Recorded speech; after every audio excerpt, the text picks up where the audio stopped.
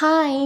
நேற்று நைட் டின்னருக்கு பள்ளிப்பாளையம் சாம்பாரும் இட்லியும் தான் செஞ்சேன். ஏன்னா அம்மாவுக்கு கொஞ்சம் டயர்டாக இருக்குன்னாங்க. சரி டின்னர் நானே செஞ்சிட்றேன்ட்டு செஞ்சேன். இந்த பள்ளிப்பாளையம் சாம்பார் வந்து ஈரோடில் பள்ளிப்பாளையம்னு ஒரு ஊர் இருக்கும். அந்த ஊரில் ஸ்பெஷலான சாம்பார். அதுதான் என்னோடய நேட்டிவ்.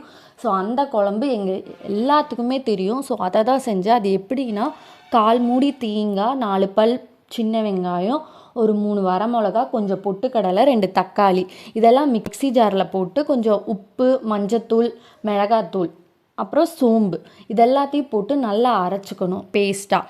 நான் சைட் பை சைடு இட்லியும் ஊற்றி வச்சுட்டேன். இந்த குழம்பு எப்படி தாளிக்கிறதுனா, ஃபஸ்ட்டு கடலெண்ணெய், ரீஃபைண்ட் ஆயில் ஊற்றிட்டு கொஞ்சம் கடுகு பொரிஞ்சோன்னையுமே ஒரு பெரிய வெங்காயம் பொடியாக நறுக்கினது, கொஞ்சம் கருவேப்பிலையும் போட்டு அது கண்ணாடி பதம் வந்தோன்னையுமே இந்த பேஸ்ட்டை ஊற்றி தேவையான அளவு தண்ணியும் ஊற்றி கொஞ்சம் ஒரு கொதி வந்தோன்னையுமே கொத்தமல்லி தலையும் போட்டு குக்கரில் வந்து நான் 4 விசில் விற்றுக்கிட்டேன். அப்போ வந்து உங்களுக்கு கட்டி தன்மையாக இருக்கும், ரொம்ப தண்ணியாக இருக்காது, சீக்கிரமாகவும் குழம்பு கொதிச்சிரும்.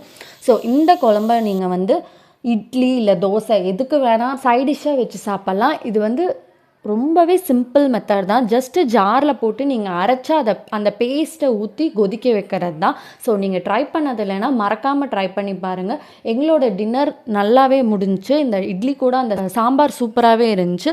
ஸோ இதே மாதிரி இன்னொரு வீடியோவில் பார்க்கலாம். பாய்.